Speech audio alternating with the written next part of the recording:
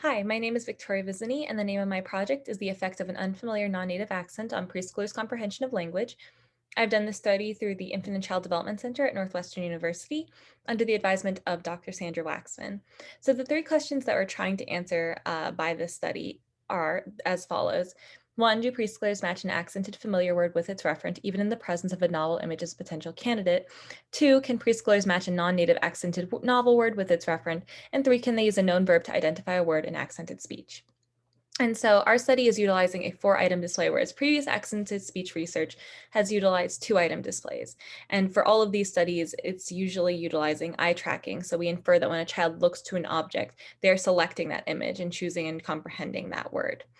And so 2-item studies used to have two images up on the screen. So for example, spoon and baby, and they would say something like, you can find the baby. And this has some limitations because the word spoon and the word baby sound very different from one another. It's also assuming that children are always going to be given two images exactly to choose between. So again, there's the process of elimination factor, and there's also the fact that this is not as realistic of a situation. And so 4-item displays allow us to account for that by having more distractors. It also allows us to include a novel word that is the target because the 2-item display also assumes that children are not being given or asked to find words that they don't already know. And so a 4-item display allows us to have the target word be a novel image and a novel word. It also allows us to count for multiple distractors, novel distractors and familiar distractors, and it allows us to test sentence context. And so we are running a study with 4 to 5-year-old children because that's the first age in which children are entering preschool, and it's for the first time they're entering formalized learning environments, especially for language learning. We're running this through an online site called Look It through the MIT Early Cognition Childhood Cognition Lab. We are also going to be doing two conditions for this study. We're going to have native versus non-native accented conditions. The native accent is going to be American English, and then the non-native is going to be Turkish accented English.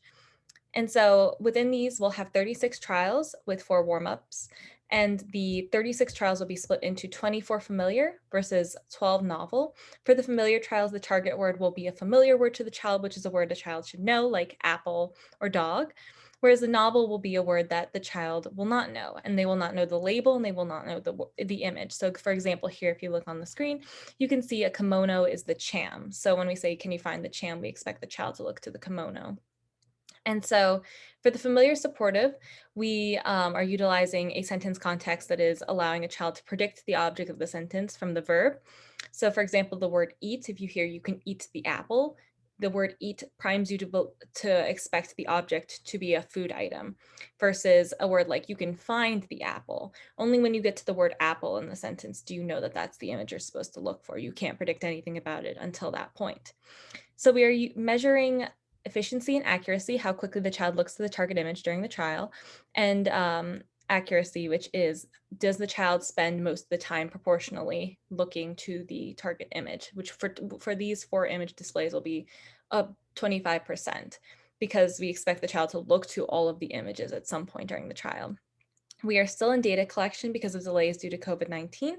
However, I'll give you my predicted results, which are that children will be able to accurately identify the target word above chance for both native and non-native accented speech.